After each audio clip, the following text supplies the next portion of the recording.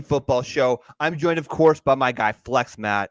I'm Flex Shane. Matt, we had some technical issues last week, so we are recording this now a week later than we anticipated. But we are here today, Matthew, to talk about some of these early best ball leverage points, ADPs we like, ADPs we don't like, and where we can take advantage of those draft rooms. First of all, Matt, you hail out of the great state of Washington, which means you actually can't even partake in the beautiful sport that is, game of best ball. But that's okay. We're here to give the people some nuggets. How you doing, brother? Some nuggets, yes, Shane. Welcome. You were you were in the wildfires of Canada last week. I've seen those photos that you sent of the air quality there. I could remember that because there were just tons of wildfires around this area over the last couple of years. I don't remember it a lot when I was younger, but all of a sudden it's a big deal. I think because people are dumber nowadays. It's like, hey, it's been hot as dust for the last 35 days straight. Let's go out and have a bonfire around a bunch of trees. It's just like people are more stupid today, but I appreciate you allowing me on this foray here. And yes, I cannot do online, but we finally passed it. We allow the casinos, so I can rock right into a casino nowadays and bet anything that I want. Which it's not the type of place you might think you might find a flex mat frolicking about in a casino. But I am there every now and then in the corner. Shane, you're on mute, but I love you. Thank you for allowing me here. And let's talk about some of these ADPs that are, like you said, yes, in best ball a little bit. I love seeing some of these numbers coming out early here. But go ahead. Before we get into it, we gotta just hail from where we come from. And of course, that's the DFSArmy.com website. Fantastic website, man. I'm not sure if you browsed it recently, but every single day, every single contest, we have people, VIP members, winning in these DFS contests. Right now, obviously, we're talking about fantasy football. We're a niche part of this company. I know fantasy football is massive, especially in North America, but we specialize in DFS, daily fantasy sports. Go check it out. We have a few links. Link to the website. Hey, Matt, listen, if you want a month free, just follow the instructions, and you can test out, and you can see how yourself can pay off potentially even a year's membership with a few contests with some of these quality plays. But let's get into it, baby. Let's talk about some of our favorite best ball leverage plays. Matt, let's get into it now. Now, I'm trying to think here for the people. Should we break it down by position group, or do you want to talk about it by round? We should have, I guess, discussed this before the show, but how do you want to approach this? I don't really want to go by position group or round by round. I think that I want to kind of pick some pockets. Pockets, baby. Within some of these early ADPs, and even if you're not doing any best ball stuff, this is how you start to prepare for your redraft.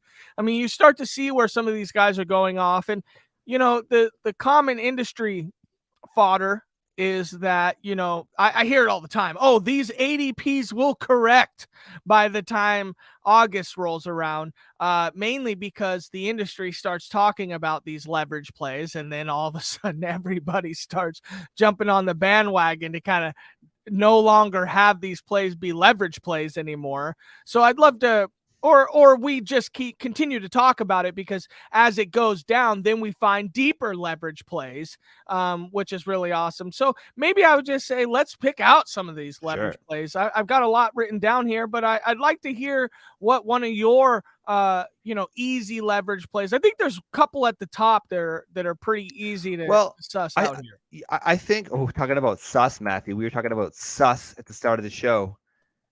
I am a Don't little tell bit them why, concerned. though. Let them let their minds travel.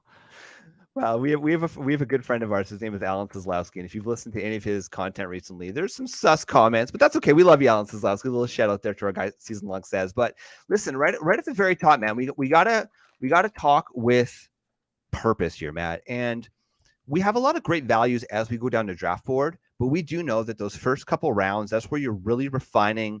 You're building your team around, and those are the cornerstone players. And what we found in general is that in round one, it's become very, very wide receiver heavy. with a few running backs sprinkled in there. And one of those running backs who is going right now as the RB2 at a 7.3 ADP is Bijan Robinson. Yes, that same Bijan Robinson, the man we love, the man we know is going to be a superstar. The man was drafted to the Atlanta Falcons because the Atlanta Falcons are going to be a run-first team. Everything seems perfect for this guy to smash. The problem is he's going as the RB2 off the board, Matt, ahead of players that have defined themselves in the league, like an Austin Eckler, like a Jonathan Taylor. And the thing that worries me the most is that we're just going to assume that this man's going to walk in, have something like a 60% rush opportunity share. He's going to get something like 75 targets through the air from not quite a rookie, but essentially a rookie with Desmond Ridder as a quarterback. I'm worried that they're just not going to relegate Tyler Algier, who, as we've all heard now, has the record for the Atlanta Falcons as a rookie running back in terms of total rush yards as a rookie. They're not just going to relegate that guy to the side. Now, I understand the draft value, Matt. I understand the upside, and people want to smash their leagues, but I'm a little bit worried that we are absolutely drafting him at his peak performance, and there's no wiggle room here. If you're taking Bijan Robinson at the middle of the first round, this guy's got an absolutely smash, and I feel like there's so many variables against him. Now, listen, top 3 or 4, fine.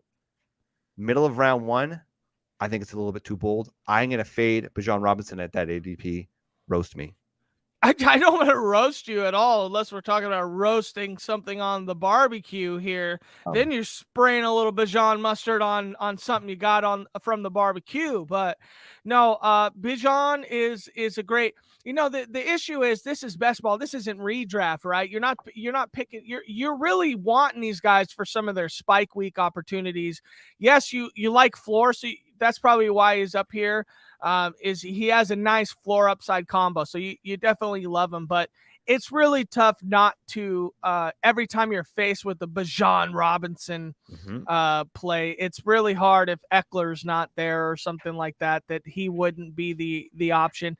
I think we get a little too over our skis on rookie picks. I got a couple rookies, or at least one of them that is in my early talks. But I mean, we love where Bijan has gone. Okay, now JJ Zachariason, who is phenomenal. Everybody loves him. Go back if you haven't and listen to his analysis on how running quarterbacks tend to remove value from the players on that offense, which we're looking at Drake London, Kyle Pitts, and Bijan Robinson as high-end assets based off ADPs on all 3 positions. And there's no way that offense is going to tailor to having 3 high-end assets. Somebody's going to falter off.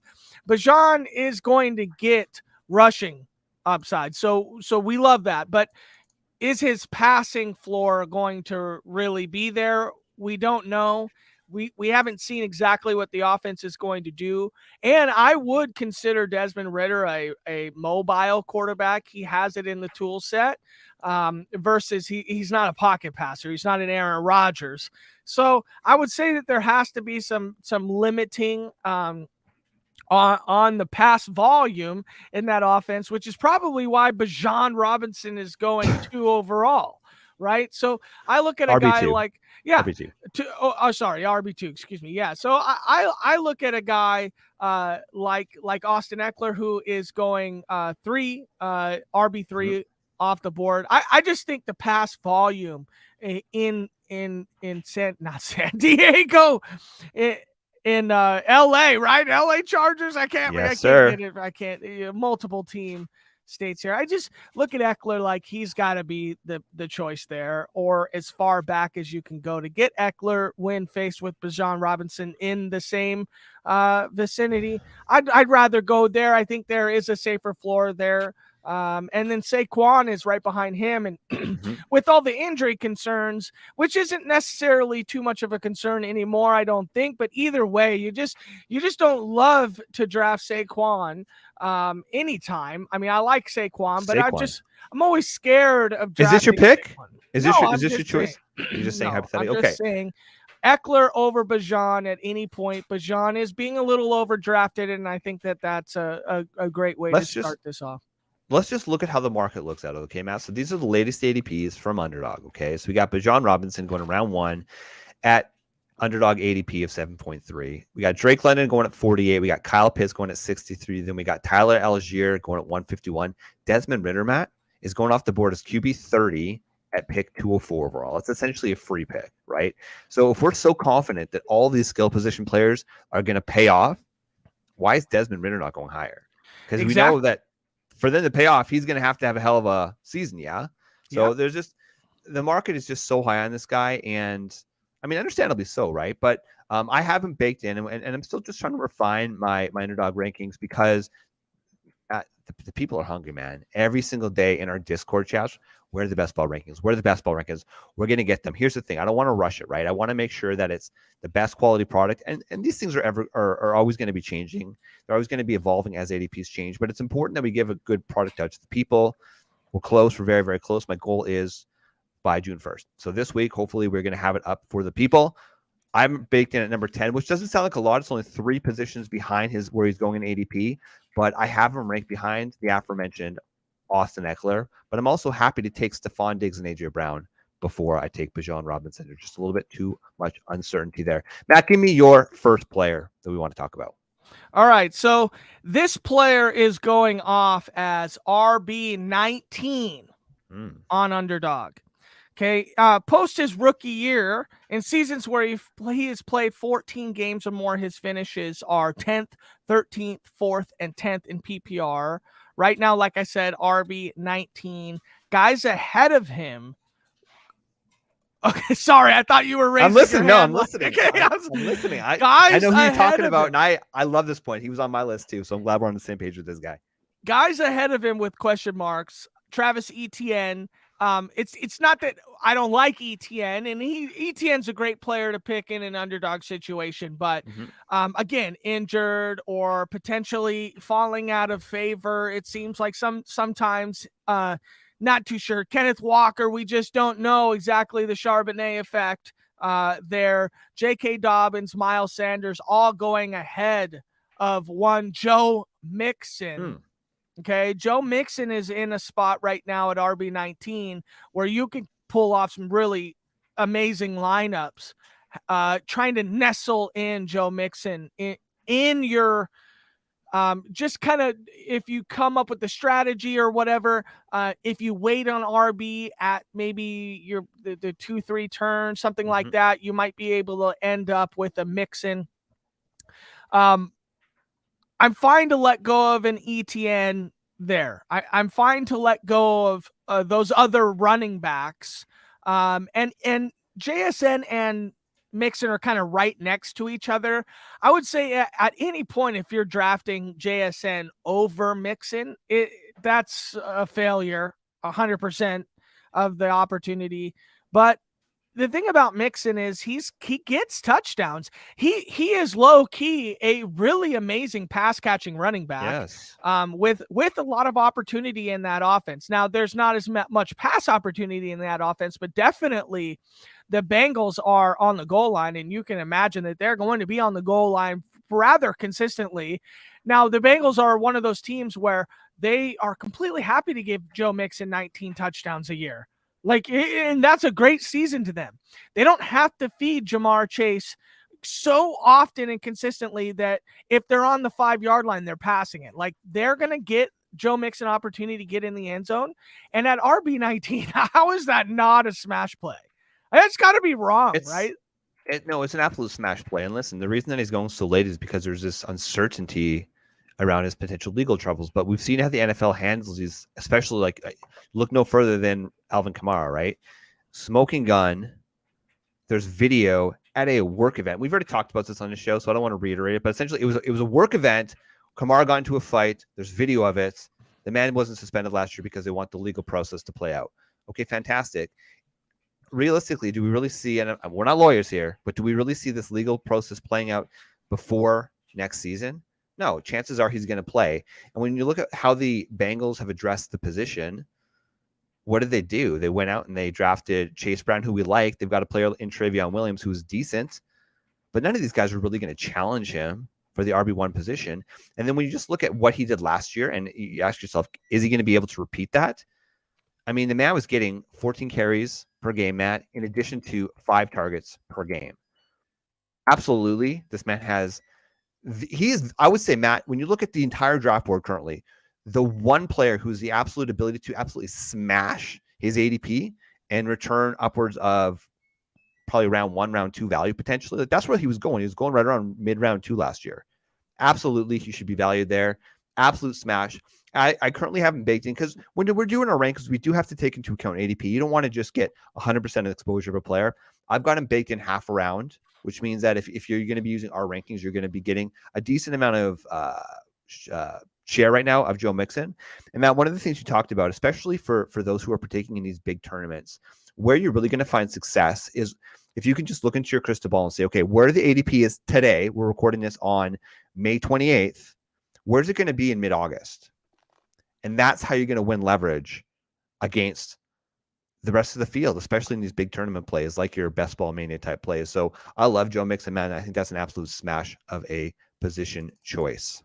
So next I have to go through to the guy I just mentioned who is right next to him, Jackson Smith-Njigba. But now get me, color me a Jackson Smith-Njigba fan, okay?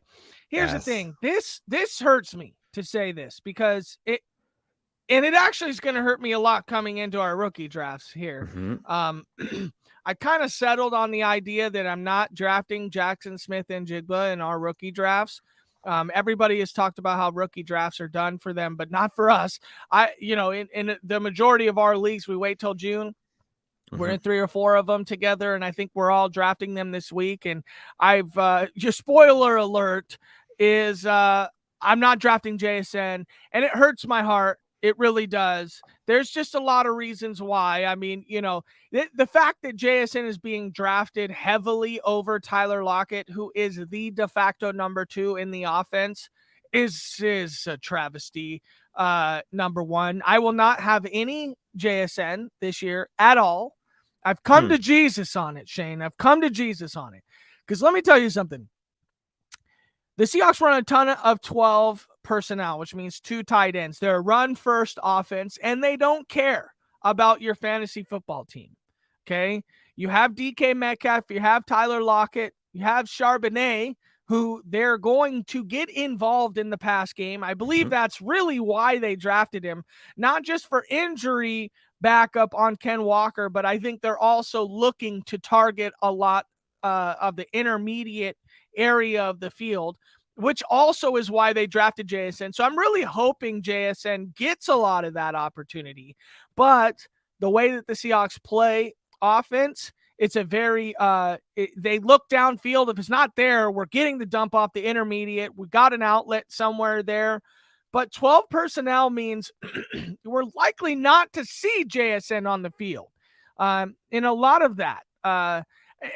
And my favorite thing to listen to when I'm listening to the industry podcasts is, man, you're really going to be kicking yourself for the JSN pick at wide receiver 29, somewhere by Joe Mixon in your overall. You're really going to be kicking yourself when you see Will Dissly on the field over Jackson Smith-Njigba. It's going to be, you're going to hate it. I mean, you're really, really going to hate when you see that because you know JSN, you just pop JSN at tight end. I mean, if the tight end's going to run around, you might as well just line him up right there, right? But let's be real.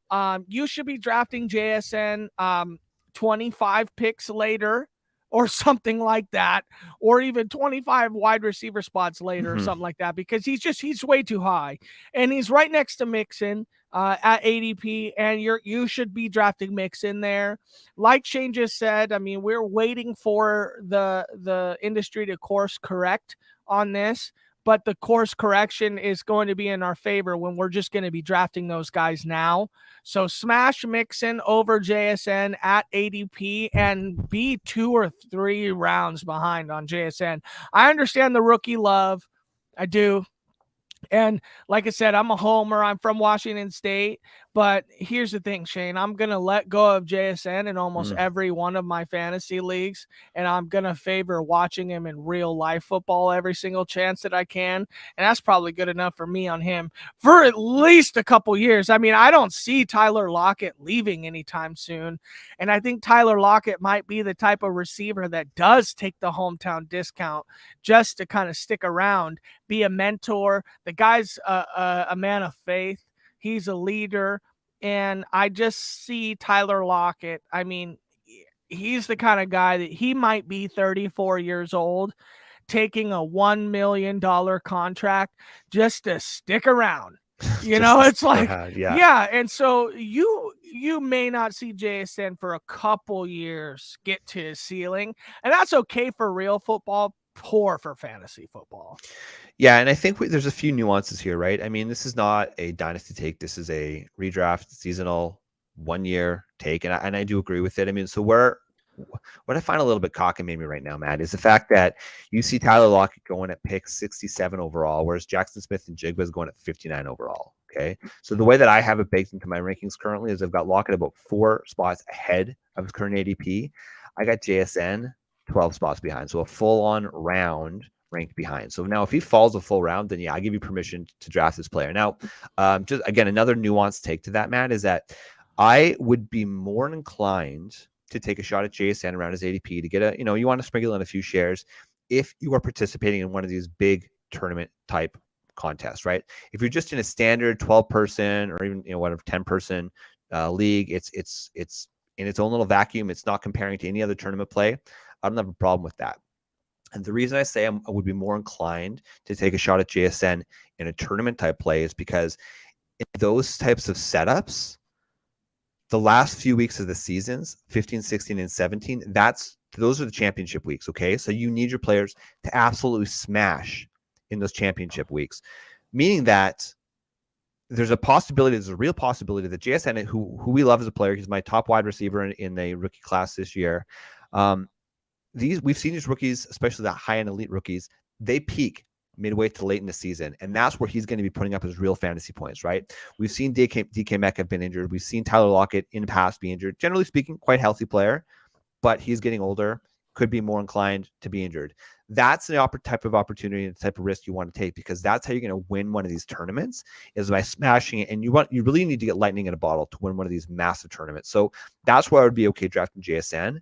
But in just a standard league where you're just competing against 11 other managers, it's just so risky because every single week counts equal. So if you have half a season where he's a wide receiver 3 on his team, that's not going to help get you that championship, because every single week matters and every single week is weighted equally. So I like that take. Okay, I'm gonna give you one here, Matt, because right now, and I know this is the nittest pick of the nitpicks, okay? But right now we see Garrett Wilson going 1 spot ahead of Amon-Ra St. Brown, and I get it. Like, we all love Garrett Wilson. We saw what he did as a rookie. It was amazing what he did, especially with relatively incompetent quarterback play last year, right, as the Jets. The thing is Amon-Ra St. Brown, we know locked in is the de facto wide receiver 1 in that offense. You know he's going to be an absolute target monster once again this year. And we both love Jameson Williams. We both think to the moon for that type of player. But if you know for sure that Amon-Ra St. Brown is going to be getting the lion's share of that offense, I mean, he could get at least 30% target share, right? Like, that's the type of player that he is.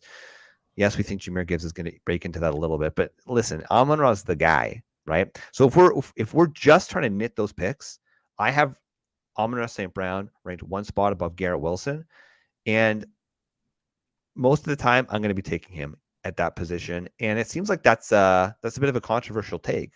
The one thing we do know is that Aaron Rodgers does like to flavor one wide receiver when that wide receiver's name is Devontae Adams, but he did bring in a bunch of his buddies, right? I saw this the other day, so I can't take credit for this, but it's kind of hilarious how one of Aaron Rodgers' issues with the Packers was they were never going to give him the wide receivers he wanted. Like, just give me my wide receivers, give me my elite wide receivers. And then those non-elite wide receivers are the guys that he's dragging with him over to the Jets. It's shocking to me. It's shocking. It's outrageous. Aaron Rodgers, that's a whole different conversation. I'm taking Amon-Ra St. Brown, the sun god. Yes, that's not a hot take at all. I think it's not. the industry is very heavy on the debating this right now, just this exact thing. I think most people are taking Amon-Ra for sure. But you know, there is a lot of good things to glean about Garrett Wilson in that offense. But you're 100% right. I think when faced with it on the clock, I think you definitely have to go Amon-Ra. But if you're trying to go sick with it and 100% upside, you could definitely theorize how Garrett Wilson could end up having a Jamar Jefferson type, you know, wide receiver one season out of nowhere. You know, maybe Aaron Rodgers just completely degaffs and says, we're just going to make this guy the next big thing, the next it factor, the next everything. And I think Aaron Rodgers really wants that. I mean, I don't think he doesn't want the hype in New York. But what I thought was hilarious is when he mentioned this weekend, Aaron Rodgers, when asked about Garrett Wilson, is he said, yeah, Garrett Wilson is just like my favorite receivers.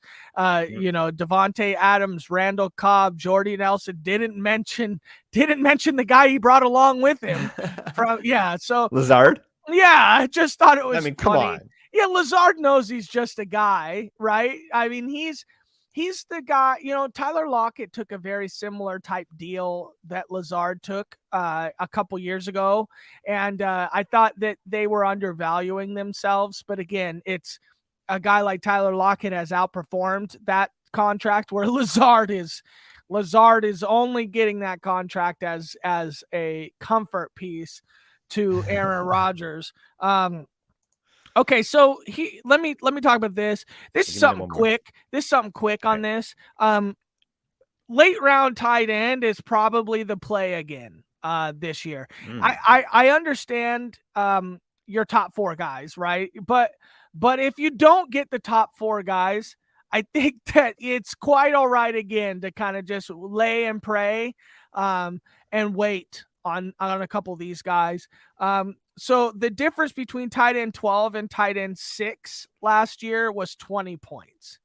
Okay. So, tight end 12, you could find in the picks 144. I mean, Tyler Higbee was 6th last year and is being drafted at tight end 16 at pick 150. You know, so it's not to say that some of these guys can't pop off. It's just their ADP right now is being viewed without any upside, it seems like, because they just imagine, well, if there's nothing that comes from these guys, then they're absolutely wasted picks. And I understand that. But Higbee was 6th last year without Matt Stafford. Maybe Matt Stafford gets back and decides to, you know, throw it all over the field again in a last swan song, because it seems like he's on his way out. Obviously, Cooper Kupp is going to be the beneficiary of a lot of that, but Tyler Higbee's probably going to be number 2. Just not number 2 as far as where they're looking, but he's an outlet. He's always going to be there. He's a good player. He's consistent. So I look at late round tight end as if you absolutely can't get Kelsey or if you can't get Andrews. And that's probably where I'm at. I'm not drafting Pitts. I'm probably okay with Kittle. But outside of those guys, I'm not going to go high on somebody that, like a Goddard, when I don't need to. Again, the dividing 6 to 12 is 20 points, which could come in one game. So you erase one game from some of these guys and they're tight end 6, you know. So it's just something that I'm probably not doing this year is up on tight ends. So for me, Matt, to me, like, if you don't want to spend a lot of high draft capital, I don't have a problem with that. I find I'm getting a lot of Darren Waller, Evan Ingram, or David Njoku right around like round 8, right around pick 100, which is right around after ADPs. And like, I'm willing to spend a little bit higher on a player like Darren Waller. I mean, so I see your point, but if you're going to take that strategy where you just fade the hell, especially in these best balls, make sure you get 3, right? So that at least you have, hopefully, you're rolling the dice, not just once. You're rolling it 3 times. Yeah. That's the play, is you wait until the end and then you kind of smash, hope for one of them to cross that threshold up into that 7 or 8. And if you do, then that's a great best ball pick. That's a phenomenal way to go, is to try to spray the prey and then hit one of them, So that's one late round thing I wanted to talk about. The next one is, are we just fading bad team offenses here? Because I think it is absolutely incredible that guys like John Mechie is going at like wide receiver 80, pick 184. That's ridiculous, because could be the number 1 on that team. That's ridiculous. Number 2, Wan'Dale Robinson. Can I just say something quickly about the Texans? So I think it was just this morning or yesterday, DeAndre Hopkins, who was recently released by the Arizona Cardinals, flashed a little photo outside of Energy Stadium in Houston. Wouldn't that be wild? Because guess what? Bill O'Brien, he ain't a Texan anymore. He's now with the Patriots. So could it be? Could he go back? It would make absolutely no sense for a man who's trying to build a legacy and probably maybe win a Super Bowl. Maybe he's just in Houston, but that's the thing. Are these guys actually trying? Like Hopkins hasn't been the guy that has blatantly came out as like, I want to win a Super Bowl. He just wants to play with a quarterback that loves the game. So I don't look at a guy like Hopkins like he is in the media like, I'm trying to go win a Super Bowl. He picked the Ravens on one of those things, and the Chargers on one of the teams he said he wanted to play with. I doubt he's picking the Ravens because he thinks the Ravens are going to go win a Super Bowl. No, they're not. I mean, they're really not.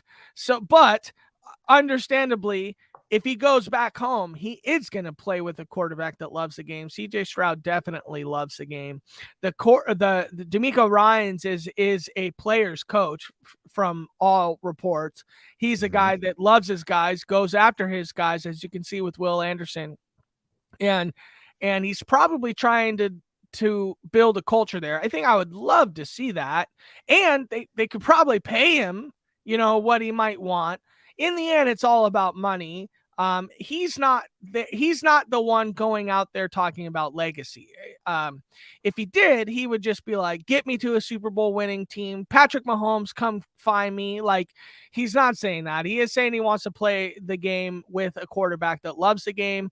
And that's great. I think he just happened to list off 5 teams that were all in potential quarterback, like Super Bowl contention though, right? Yeah, but I mean, what other quarterbacks love the game like that? I mean, he didn't mention the Jets, which are probably the best fit for him. Yeah, because we know Aaron Rodgers doesn't love football. Come on. He definitely he loved the guy. I mean, he loves football. He hates you. He hates me, and he hates football, man. So Wan'Dale Robinson, John Mechie, those are guys that at the end of your drafts, I can't see how you don't come away at ADP with both these guys who could be de facto number 1s in their offense. So that's the 2 things. Late round tight end, Mechie, Wan'Dale Robinson at the end. I've got a couple more here, Shane, but do you? Sure.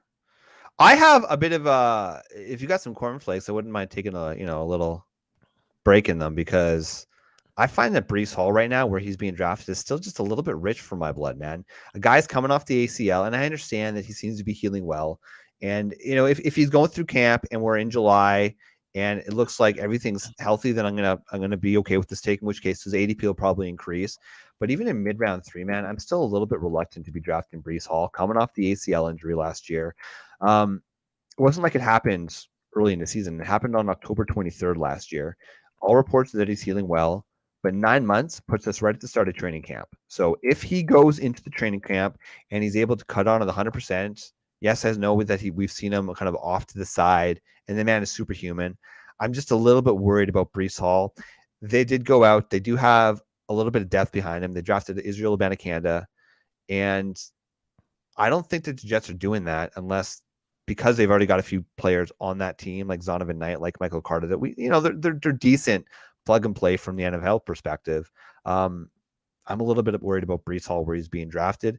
Now, where I have him baked into my actual rankings right now, I'm only a few spots behind his ADP just because there's that little pocket. But if you talk about players that could start the season slow, I feel like Breece Hall definitely is a candidate for that. Yeah, I don't think Breece Hall is where he is because people aren't worried about him. I think Breece Hall is where he is at RB10 because look at RB11, 12, and 13. Are you picking any of those guys over Breece Hall? Like right now, even with ADP baked in, like you might look at in that case, in your theory, yeah, are you drafting ETN, Ken Walker, J.K. Dobbins at value over Breece? Because I mean, like I said, I think everything you said, I'm still taking Breece Hall where he is because I'm not taking those guys ahead of Breece Hall. Yeah, and I understand. Listen, like if he was 100% healthy, like there's a chance he'd be being drafted like early round 2, right? Like, so I get that we're getting almost a round and a half discount versus if he was 100% healthy coming into the season. I get it. I'm taking Ramondre Stevenson over him. I've got DK Metcalf ranked ahead of him. He's right in that pocket with Lamar Jackson as well, and I currently have Breece ahead of Lamar Jackson just again because of the positional values, but I would certainly consider taking Lamar Jackson if you want to just get sick for that upside. And listen, that's where these running backs or quarterbacks are going, right? Like I've got him ranked as my QB4. Underdog has him as ADP as QB4. So that's the type of decision you're trying to make. And we know what Lamar Jackson is, right? And I understand again, if it's a health conversation and we're putting him 1-to-1, it's like, okay, Shane, what are we talking about here? It's not like Lamar Jackson is just a poster boy for health. I get it. I understand that. But when you talk about just nuclear upside in your league, the difference a player like Lamar Jackson can make over a player like Breece Hall, to me, seems like that I like that upside a little bit more, in which case I actually might even have to adjust my ranking. But again, I'm nitpicking. But at this stage of the draft, Matt, we have to nitpick, right? Because this is how you're can I talk about true nuclear upside? I will argue for the opposite. Is a Breece? To me, true nuclear upside is Breece Hall. I mean, you look at Aaron Rodgers, and he has fed Aaron Jones for many years. I mean, true. Aaron Jones has been an awesome dynasty fantasy asset tethered to Aaron Rodgers. Now, not to mention, you're going to have to imagine they have a stellar defense. So yes. They're going to have the ball a lot more. Aaron Rodgers is the type of guy that will score touchdowns. So when you look at a guy like Garrett Wilson, we love Garrett Wilson, right? We love Aaron Rodgers for being able to score 27 points a game. They have a great defense. It's the same thing as the Joe Mixon corollary, where that offense is going to be on the goal line very often. And I love Aaron Rodgers, but if he's not throwing a fade to Garrett Wilson, it seems like 100% of the opportunities going to the running back there. And nuclear upside is Breece Hall can catch. Breece Hall can score touchdowns. Breece Hall's going to get the ball on first down. He's going to get opportunity. He's going to get dump offs, which are easy fantasy points. Breece Hall at RB10 is probably looking at 17 points a game. I mean, on plus in my eyes when healthy and active in the offense. So at RB10, I'm taking that over. I mean, I like Ramondre.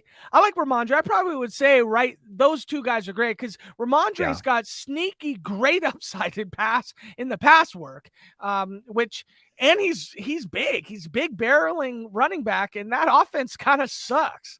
You know what I mean? So it kind of runs right through Ramondre. So it's like the opposite factor for Ramondre, but I don't see Ramondre going nuclear.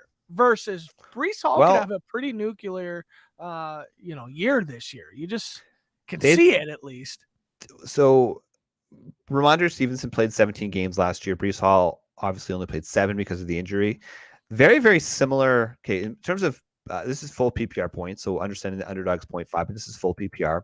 Breece Hall had 16.44 PPR points per game last year. Ramondre Stevenson 14.65. But when we talk about an opportunity share, it's actually very, very similar. So we talk about carries per game. Last year, Breece Hall was 11.4, so let's call it 12. Ramondre Stevenson 12.3, let's call it 12. almost identical, right? Targets per game, Breece Hall 4.5 targets per game. Ramondre Stevenson, surprisingly 5.3. Let's round it up. 5 targets per game, almost identical opportunity share there, right? So then it's a question of who do we think is going to be more efficient in their offenses? Well, I guess you could argue that if the Jets are going to be a better offense in general, maybe Breece gets a few more touchdowns. And so, yeah, if you're just looking at a pure projections, then there's a possibility. I'm just not 100% confident that Breece Hall is going to be the same Breece Hall as last year, right? It's just we see it all the time with these players coming off ACLs where, yes, there's the anomalies like Adrian Peterson where they get to comeback player of the year, but more often than not, there's a bit of a slow start. And even though Breece Hall is, quote, playing at full strength, we all know he's not at full strength, right? And it takes a good half of the season to get back into that playing shape, a full year removed from the injury to where they really start to electrify and score those points. So, and then there's you just bake into the fact that there's a possibility for re-injury, right? When you're coming off and you're healing, the body can overcompensate, which can lead to a higher injury. So again, I'm not saying Breece Hall is a bad pick. I love Breece Hall as a player. I really do hope for a few of my dynasty shares of him that he does just absolutely light it up the way we think that he can. But at that stage of the draft, when we're nitpicking, I just like the upside or the safety, I should say, of like a player like Ramondre Stevenson when we're getting to that. Similar opportunity share. I'm, as a Patriots fan, the Patriots aren't going to be great this year, but they are absolutely going to be better next or versus last year because they just had an incompetent play calling. And Mac Jones' superpower, if he has a superpower, is just his ability to read defenses, change plays, adjust on the fly. It's his football IQ that's his strength.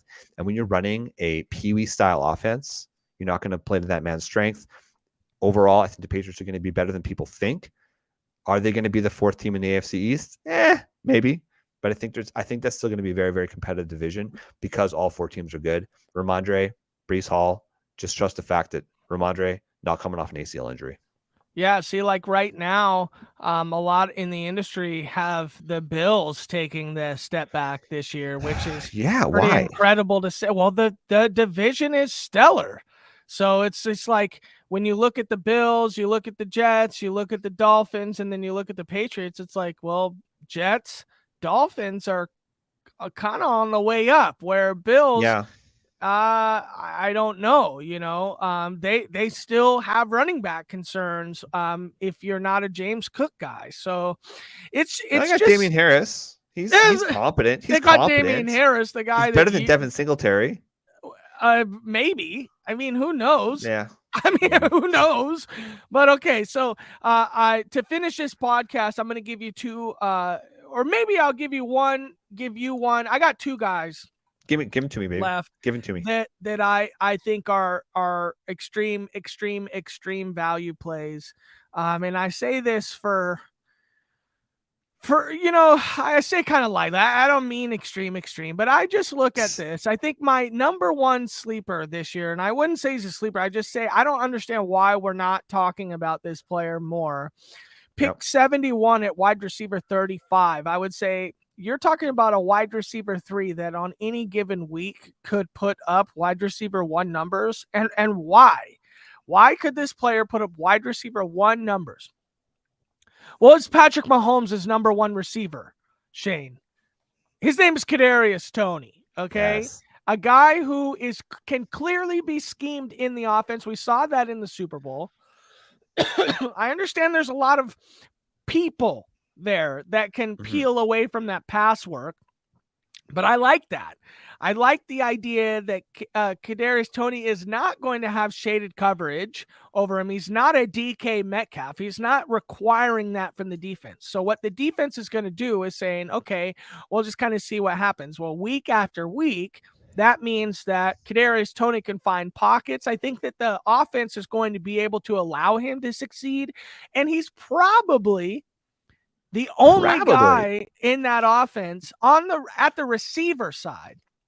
Yeah. He's the only guy in that offense where I think the scheme is actually going to be worked for him versus, okay, we have Sky Moore, we have your rookie, I forgot his name off the top of my head. Rashee Rice, yep. We have guys here.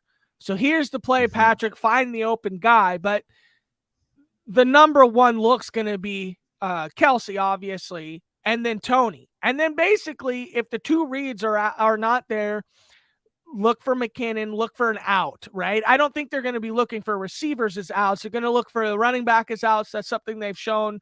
I just like Tony. I think for wide receiver 35, I'm going to hit the button every time at pick 71. Shane, if you're looking at it, can you give me about 5 guys that are around Kadarius Toney at pick 71? And let's say if you'd rather have Patrick Mahomes as number 1 receiver or these 5 guys. All right, just give me a moment here. You kind of caught me off guard. Let's go to 71. No, we're good. So yeah, at pick 71, I would say like you're choosing between guys. These are guys who are going after him. Okay. Let's go one before him. Okay. And then a couple after. A few players going before him. So we got Jordan Addison and DeAndre Swift and Isaiah Pacheco, his teammate, going right before him. I'm talking about receivers. So we have Jordan Addison as the a rookie wide receiver 2 in a high pass volume offense. I agree, but I mean it's not Patrick Mahomes. Okay, so would you pick Jordan Addison or Kadarius Toney? Obviously, nope, it's not even an There's no Here's the thing. In terms of pure talent wise, I think that Jordan Addison is hands down a better player. So at this point, we're trying to define. Okay, yes, he's still a rookie. So probably Kadarius Toney. Probably. Then there's Treylon Burks, who's George Pickens, Treylon Burks, and Marquise Brown. Going right after him. Absolutely not. So when you look at those spread of guys, I mean, you could even give me one more ahead of Addison, even as a wide receiver. We're talking your boy Tyler Lockett. I'm taking Tyler Lockett. That's about where you could go. Yeah, it's a sweet spot. So right there, right after Tyler Lockett, when you look at the guys that are going to be bunched up at receiver, Jordan Addison, Treylon Burks, George Pickens, which is a wide receiver 3 in his own offense, versus the wide receiver 1 in a Patrick Mahomes-led offense. I'd rather shoot the upside, okay, especially if I have a Mahomes team in underdog. So if I drafted Mahomes, I might go way ahead of Tyler Lockett. I mean, not way ahead, just as far as my rankings and what the value is on the player. I'm still going to take Tony where he's at, but I'm just saying the Mahomes-Tony stack, if you're on a Mahomes team, that shoots Tony's value way high. Well, we've seen in a lot of these underdog tournaments that there's a real correlation that gives you an edge if you do the stacking, and you can realistically in the first round take Travis Kelce, come back in round 2 and take Patrick Mahomes, and wait and choose whichever wide receiver you prefer. If you prefer Kadarius Toney, again, he's only going to pick 71. That's not a huge investment. If you don't love Kadarius Toney at his price, you can wait a little bit. Wide receiver 56 going off the board, Sky Moore, who we loved last year before the season started. It didn't look too great. And then the rookie Rashee Rice is going at wide receiver 59. And if you just hate any of that, you could also fade everybody and just go with MVS, Marquez Valdes-Scantling, going at wide receiver 69 at 156 overall. So you can just do a quad stack if you really want it. You know what's really trashy is that you could honestly theorize $1 million team starting with Kelce, Mahomes, and then waiting to draft wide receiver 1 until you get to Toney, and just take those 4 to 5 games where you're definitely going to be the highest scoring team in the week. And it's just, again, when you get up to monsters like that, and I remember it's like when Jamar Chase hit the 50 burger in your fantasy football championships, no team was beating that team. Like, you just all of a sudden went up against a monster. It didn't matter how great of a team you had. When you go up against those monsters in week 16 and week 17, you're going to falter. And that's what we're doing here, Shane. Okay, who do you got? Like one of your final guys here. Okay, maybe a sleeper. I got a nice sleeper. I'm going to bet on this guy next. So I'm just going to talk about an old guy who all he does is put up fantasy points. I actually like this value. I think this is a solid value. I'm willing to take. I've got him ranked 2 spots ahead of his ADP, but because you're not going to have to reach on this player, because right now the Arizona Cardinals are just they're expelling all of their talent on their team. We don't assume Kyler Murray is going to play for the first half of the season, which means they're going to rely heavily on the run game. And James Conner going as RB26 man at 83 overall. To me, that seems like an absolute screaming value, especially if you go with one of these hero RB builds and you only take one RB to start to draft, you don't have to wait until round 7 to get your RB2. James Conner, you could easily have 250 total touches on the season, right? There's not much behind him. There's Keontae Ingram behind him. That's pretty much it. And Keontae Ingram, for the people, is going to pick 215. He's basically going undrafted. So when your RB2 in that offense is being drafted or undrafted, and more chances than not, to me, that means James Conner is an absolute screaming value. Yep. Nope. James Conner's going to be great. Another one is Michael Wilson. Now that that Hopkins is gone, the rookie. I'm not saying the damn song. How Michael dare Wilson. You? Michael Wilson. You? How dare you? Okay. Michael Wilson is a good product coming out of Stanford this year. He just now, I mean, I just think that there's nobody else there to play the X receiver. Yeah. So that means he's going to be on the field every single snap. So I agree with what you're saying. Connor's going to be a really, really incredible smash play this year, especially in redraft. I've never drafted James Conner, and I think this year I might end up with James Conner like a lot. I just, the receivers are really showing out in fantasy football. It's starting to become a receiver-led dynasty market, a receiver-led redraft, a receiver-led underdog. I mean, so it's just a matter of which one. I think there's a lot of guys that can bust out, but I think there's a lot of value. Like I said, that'll course correct. I look at Tony like he's like, if I switched Drake London and Kadarius Toney as far as like in projections, you could see that. I think Drake London's going 24 or 25. He's wide receiver, like I said, a de facto wide receiver 2. I don't think that what's his face at QB is going to be able to Desmond Ridder's going to be able to support Drake London this year if Kyle Pitts actually comes back right, and then Bijan, which is supposed to be a pass catching opportunist. So again, I think you might be able to transpose Kadarius Toney where Drake London is. I think that's where he's going to finish. Okay, so my last guy here, Shane. Baby, this is getting deep, but I'm going to tell you right now, the running quarterback is stellar for fantasy football. Okay, we know that. Okay. Yes. Number one quarterbacks without competition on offenses that actually aren't that bad. Okay. Guys like Terry McLaurin are still getting drafted extremely high. Jahan Dotson, you really like. You got 2 running backs in Washington that can carry the rock. Okay. They have a defense that, I'm not too sure how great the defense is, but great or not, middle of the pack defense, that means that the ball is going to have to be in the hands of one Sam Howell this year. Sam Howell is a running quarterback. Okay. Sam Howell also probably knows that this is the only opportunity that he's going to be getting in the NFL, which is this year, because next year, if he does not absolutely show out, the Washington Commanders, which may have to change their name now into the Washington something or other, probably to the football team, back to the football team. It's a travesty of an offense led by a team that probably hates the guys. Anyway, Sam Howell, look at him, love him, draft him. I believe he's going at QB 39 or something like that. 29 right now. 29. I mean, the guy could easily see QB 224 overall numbers on a week-to-week basis. 250 yards through the air, 2 touchdowns. We got Terry McLaurin. We got Jahan Dotson. Okay, we got guys that we think can produce in the offense, and then he's a running quarterback. He could get you 75 yards just running all over the field. I love Sam Howell. I want to buy Sam Howell. How expensive is Sam Howell in Dynasty right now? Even if you drafted the guy, I bet you could probably get him for a late round 2 pick, right? Like where Hendon Hooker's going. Yeah, but I don't maybe like a little bit ahead of that.